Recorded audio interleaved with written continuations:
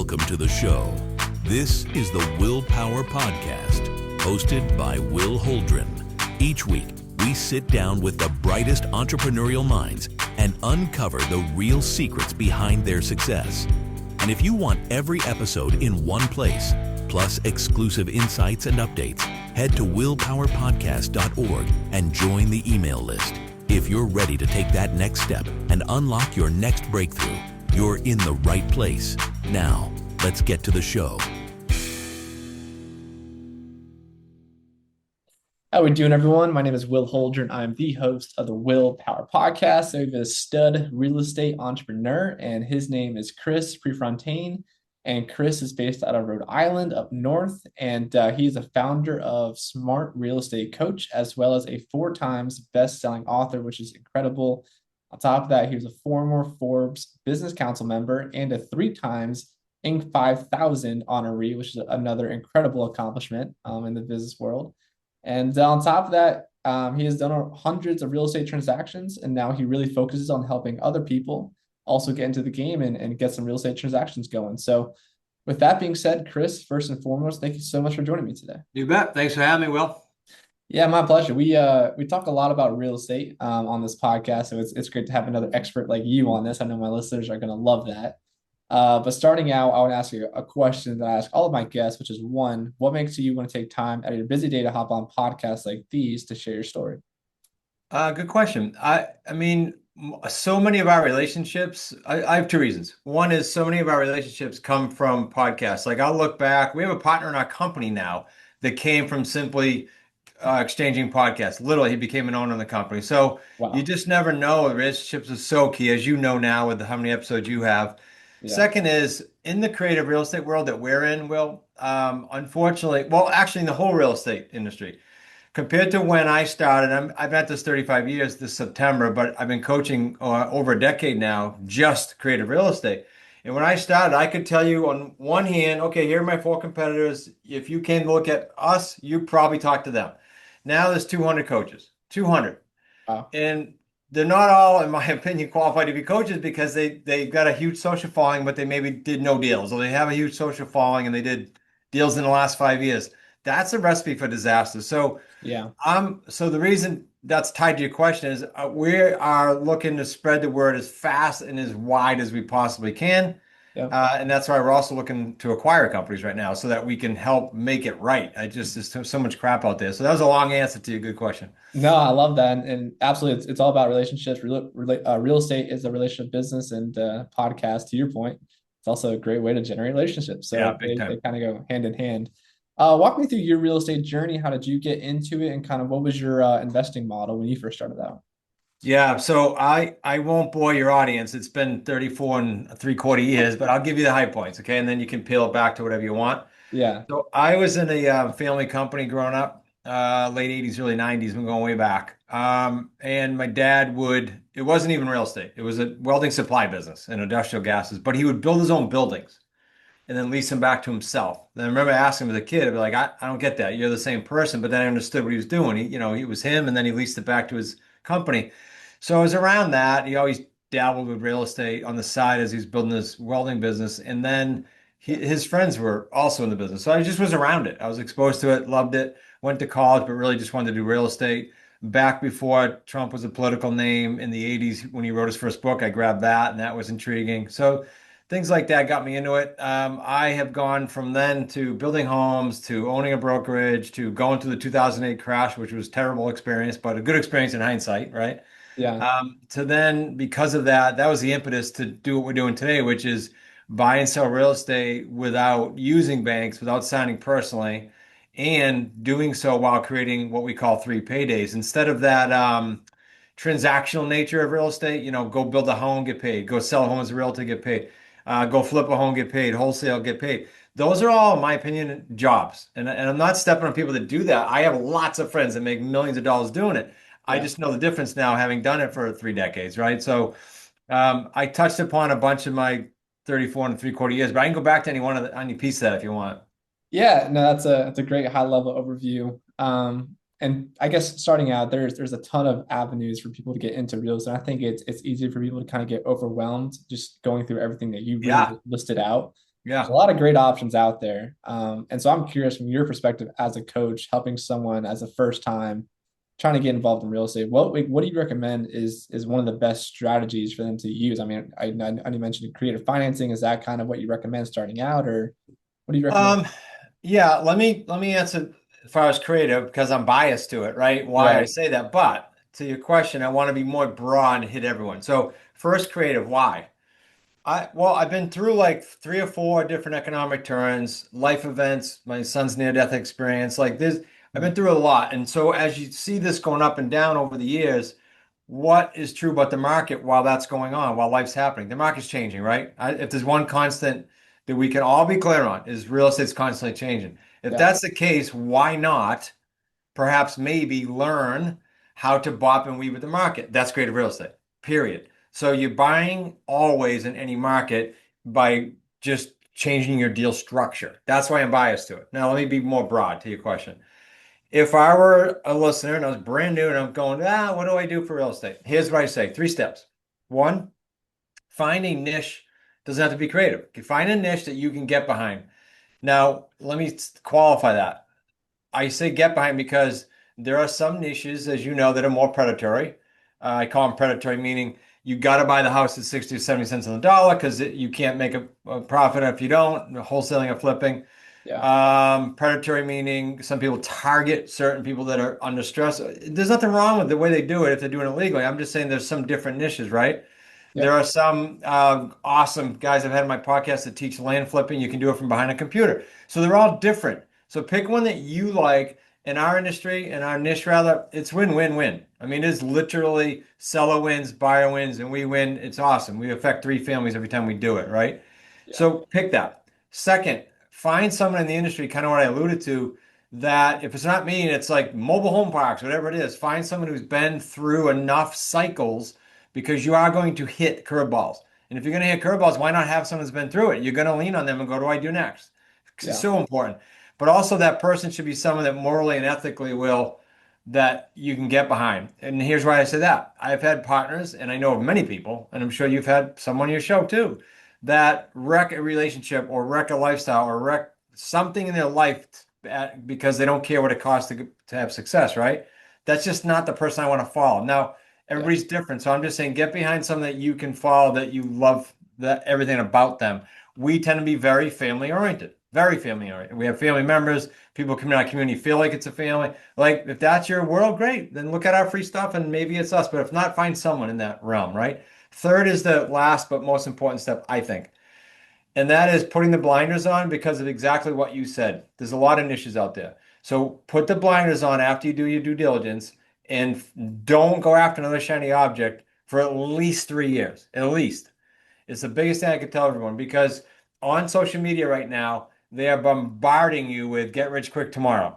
And as a result, you as the listener go, oh, if I don't get a deal in 30 days, I must be a failure. No, they're just bombarding you with the wrong message. They're messing up your expectations of what you really should be looking at here. So blindness for 3 years. If you do those 3 steps, in my opinion, you'll have a great experience no matter what niche. Of course, again, to wrap up, I'm biased with what we do. That's why I'm doing it after this many years. Right, right. And those are all really great points. And I'll say this as well, just adding to that. I think it's super important to, because a lot of people are like, I don't know, I could do construction and then rent it out. I could do a single family, multifamily. I could do whatever if I just knew the process of doing it.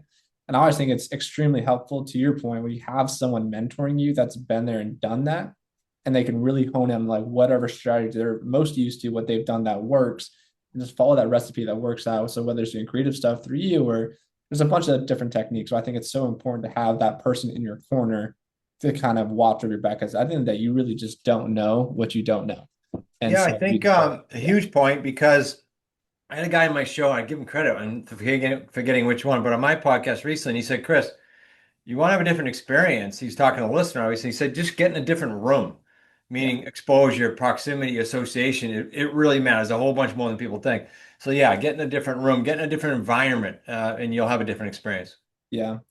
And you also mentioned that bad partners are a real thing in real estate deals that can really leave a bad taste in your mouth. And to your point, I think a lot of people, when they're getting in these deals, not only are you going to have to get a bank loan, but most likely you're going to have to bring in a partner as well to kind of go in with it, go on the deal with you. So kind of walk me through that process, how you evaluated partners just a little bit more deeply, because I think you brought up some really good points that could really mess some people up if they do this part wrong. Yeah. I mean, your very question is why we don't like rate us personally in our biz don't raise personal money, don't go on bank loans because of these headaches, right? But Yeah, evaluating them would be similar to what I said with the mentor 3 steps I just gave you, in that I'd want to know a little bit deeper than this deal, what they've got going on. I don't care if they're going to privately lend to me, I even want to know deeper. Why? Because I've had people do private lending where we're in, let's just say, a 3-year deal, and they're up my butt in 11 months going, what's going on? When's it going to happen? Okay, they shouldn't have gotten the deal then. right. And then there's lifestyle issues with my life's a mess, so therefore I need to maybe pivot out of this deal. Well, that's not what we talked about, right? So all these curveballs, and believe me, I could do another whole book on those headaches, but Yeah, that's why there's so many people out there that don't want to go raise money, or are afraid to, or aren't confident enough to, or don't want to mess with these headaches of potentially. So that's why we teach what we teach. Well, with very few exceptions, we don't need or want to raise private money, and with no exceptions, I don't sign personally on bank loans to personally guarantee anything ever. yeah, And that includes personally right now with my own house. So yeah, yeah. I just think you can avoid that if you're listening and you go, yeah, that's not me. Good, just avoid it then. Yeah, that's a very unique model. I think people listening want to understand how they can actually get into that. So let's dive into your model here a little bit for creative financing and your book Sure. Real Estate on Your Terms. Kind of walk me through your guys' strategy for creative financing and how you guys are getting these deals like yourself, no bank loans and Yeah. partners, which is huge. Yeah, I'll walk you through time wise to respect the time, your time for your show and the listeners. We buy 3 ways. Owner financing, and that's niched down usually to free and clear owners. So you can do owner financing a lot of different ways, but this is we like to speak with free and clear. They have no mortgages. Right now, by the way, about a decade ago it was 32%. Right now it's 40% of homes in the United States that have, their primary residence, 40% are free and clear. That is a big number. And side note, for those of you that didn't live through 2008, that's one of the many reasons why it's entirely different right now than '08, because that wasn't the case back then. So owner financing with free and clear properties. Second, subject to, meaning I buy your home, your loan stays in place.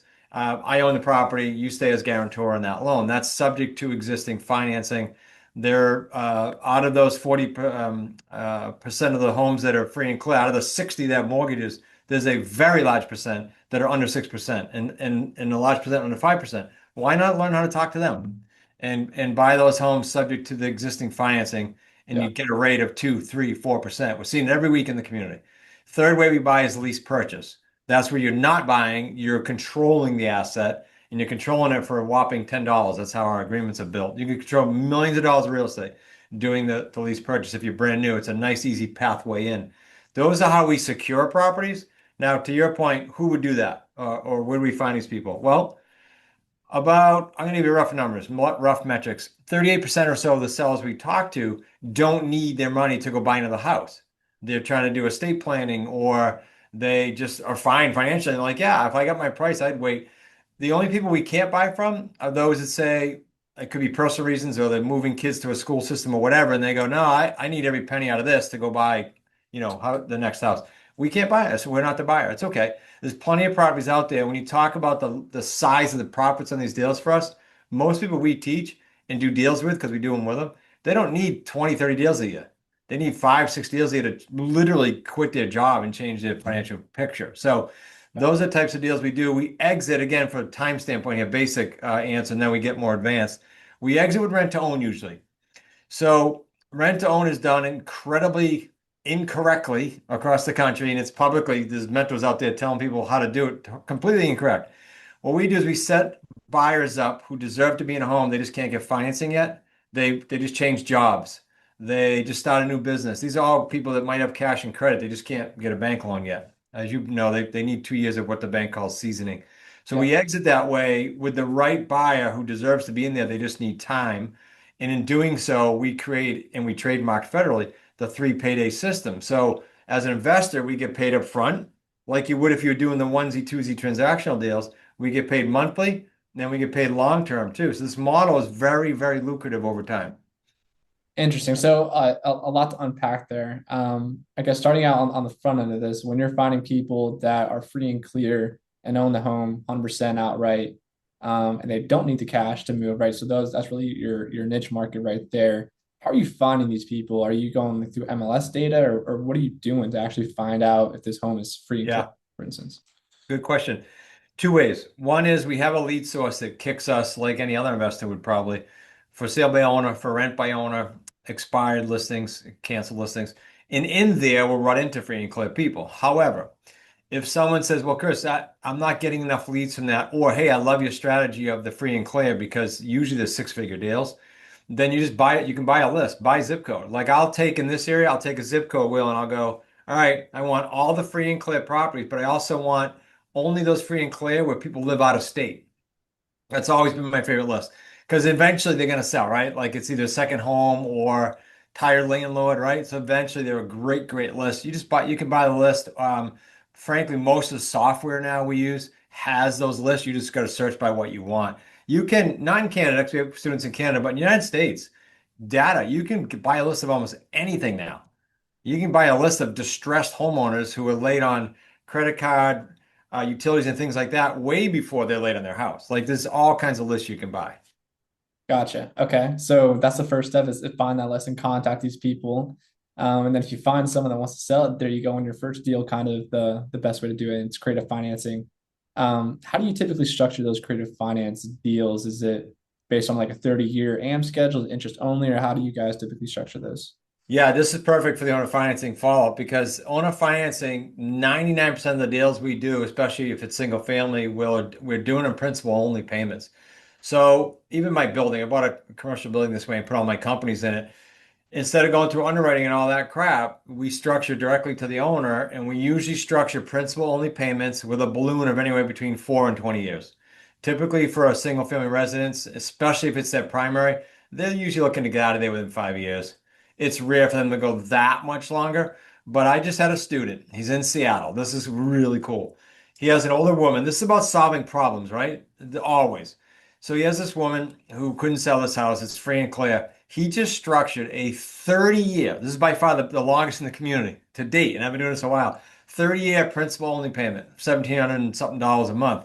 So every payment's going to principal. He's going to put a rent to own tenant buyer in there the way we exit and cover that anyway. And it's all principal. And why did she do it? She did it because she was renting it. She can't have a bump in her income because of Social Security and other things she has going on, but wanted to somehow maintain the income. So he's buying her, it's actually a double wide trailer in Seattle. He's buying this home from her and giving the exact same payment she was netting from the rental, but it's a purchase and it's going to principal. And she doesn't care. She's elderly and said, as long as I get that cash flow every month, I don't care. And I don't want the responsibility. So all he did is he solved for a problem. People say to me all the time, how do you convince sell it? You never convince a seller. You solve for what they're trying to do if you can. Yeah. It's a great model. I think when done right, obviously it's the most lucrative way out there to get into real estate. Walk me through. So you mentioned typically it's like a 5-year principal only or 10-year principal only, and then a balloon payment. How do you typically cover these balloon payments at that time when they come Yeah, up? so let's use that one there. So his name is Jason. So Jason will then do what? With my son's help, because he's the expert at exiting these properties, Nick, he will put this on the market. We actually have a company now that populates like 30 something portals. So it's a lot easier than it used to be when we started doing it manually and posting on sites. This will attract rent to own type buyers, buyers who need time, they can't get a bank loan right now. And then our system weeds out the ones that can only really rent, they're not qualified for rent to own. And then he'll put a tenant buyer in that home at something higher than that $1,747 payment he has. I think the comps, if I remember his deal, was something like 25, 2,600 bucks a month. So they'll be paying him that. He's making that spread every month, right? So that's our payday too, by the way, the monthly spread. But he'll also, before he puts that buyer in that house, he'll get a down payment. If that's a $300,000 house, he'll get a 30 grand down payment, non-refundable from the buyer. Because remember, it's a true buyer, it's not a renter. So 30 grand down, payday one. Every single month, the difference between the $1,747 and $2,500 monthly rent payment, that's payday two. Payday three is at the very end when all of that principal pay down accumulated and he goes to cash that out because his buyer got a loan. He gets that markup and all of the principal pay down. That's why it's so lucrative. These deals, well, I'll give you the exact, they run between 45 grand and 350 grand per deal every single time. And when it's free and clear, because of the principal pay down, it's obviously a lot heavier because you get all that principal pay down. Very lucrative. Right. Right. Okay. So hypothetical situation, you're doing the 5 year principal pay down, balloon payment after 5 years.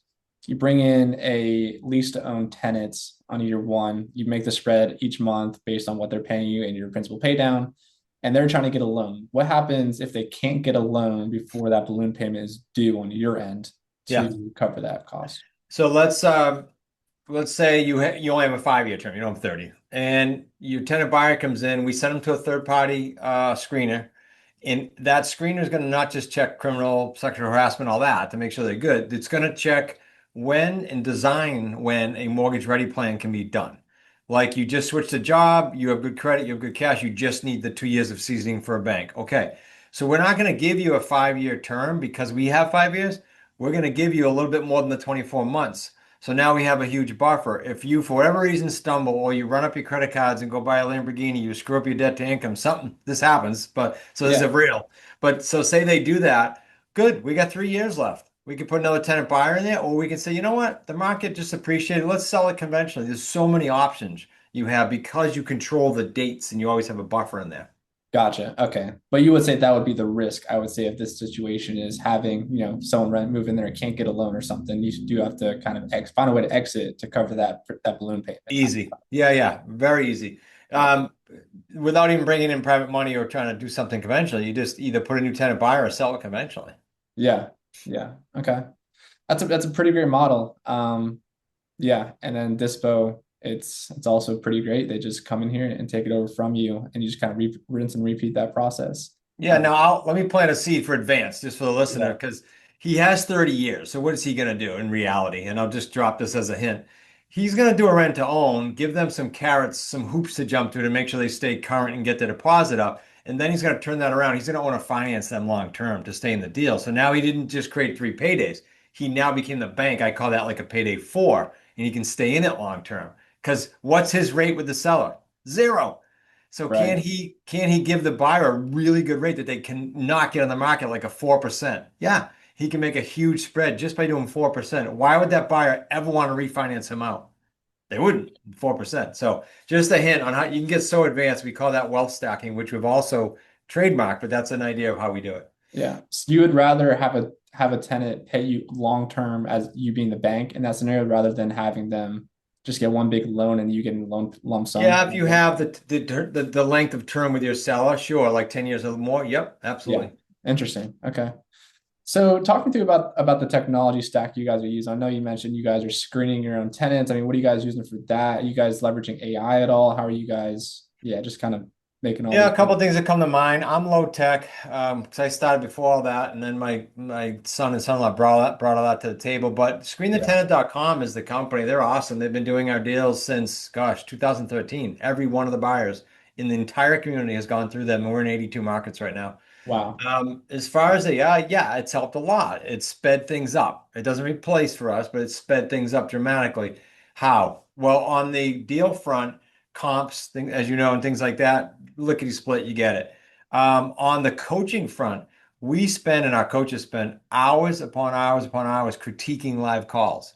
So we're now training it to do that very task. That is going to be a huge change of time suck that we've had over the years. So things like that are dramatically, again, speeding it up, not really changing it, just making it more efficient. Yeah. Okay. And how many students have you guys worked with over the years? Or what do you How guys much what? how many students have you guys worked with Oh, over the years? gosh, through our academy, there's probably been 1,500 to 2,000. And then what we call our associates are people that actually work with us one-on-one, whether it's me at the higher level or we have 5 coaches. And then we do deals. So when I said we're in 82 markets, that's not just our family company doing our own deals. That's with students because we revenue share on deals. And that community right now is like 140 people. Those are That's people doing amazing. deals that are seriously kicking it. Yeah. Yeah. And a lot of these people, do they have full-time jobs and doing this as well? No, Yeah. no, good question. 99% of them come in with W-2s and go either, hey, I just want to do a few deals to supplement, or hey, show me how to get out of this mess. I hate my job. Like Rick, I'll give you a quick example. Rick was with the government 30 years, 30. And he kept trying like wholesale and then fix and flip, and he just kept creating another job for himself. back to that transactional comment I made. So he came with us after 2 years. He was full time. Why? Because the 3 payday system, the quality of that income is far different. So no, they come in part time, and then they eventually, if they want to, we show them how to transition and escape their W-2. That's awesome. So I'm just curious. I mean, what from your perspective, what was the reasoning for getting into the whole coaching side of things instead of just being a pure investor? I know, yeah, a few more questions before we're out of time, but yeah, what was the reasoning there? Big thing is this, two things, but the biggest being we wanted to expand like we're in 82 markets right now, but for us to do that with our model can be a little hairy. I wanted boots on the ground. And then we started getting pulled. There was a gentleman here at the local war college here in Newport. There's a Navy college. And he called me, heard about me and called me and said, can you show me how to do this? I'm going back to civilian life. I said, sure. That then started this pull on us for organic coaching. At the same time, we were saying, how do we expand this thing? And how do we get in other states without really spreading ourselves too thin? So it was a great marriage. And then the other piece is, anyone who coaches will say this, when you coach, your sword gets sharper. You get better because you're always on the cusp. And that makes our deals better. Because now we're like a microcosm of society. Got 140 people out there throwing deals at us. We learn like rapid fire. It's a blast. Yeah, that's awesome. You guys have done a great job so far. It sounds like a lot of people are in the program and doing really well with it. Before we jump off, for people that are listening and they're interested, they want to check out more. I mean, what's the best way for them to get in reach with you and contact you? Yeah, I appreciate it, Will. So I want to give them all sort of a free blueprint of how we're operating this market, because that's the biggest search question right now on chat and on Google, which is this a good time? Go to 3paydaysbooks.com/Will. So I know it came from your show. We will honor that. No shipping, no nothing. We'll ship you out a package so you can get a nice free look at what we're doing. I'm big because of those 3 steps I gave you earlier on free. Go do your due diligence. If it's something for you, great. We'll talk further. If you want to look at my free class, nobody's going to be breathing down your neck. Your time, about 30 minutes or so. It's a workshop I did. It's a replay. Just go to smartrealestatecoach.com/masters class. All right, guys, there you have it. Go check out, and we'll put that link in the description of this episode as well. And with that being said, Chris, thank you so much for joining us today. Thank you. Appreciate it, bud. If you enjoyed today's episode, make sure to follow the show so you never miss a new release. And if you want all episodes in one place, plus exclusive insights and updates, head over to willpowerpodcast.org and join the email list. Lastly, if you're listening on Spotify or Apple Podcasts, take a quick second to leave a rating. It helps the show grow more than you know. We'll see you in the next one.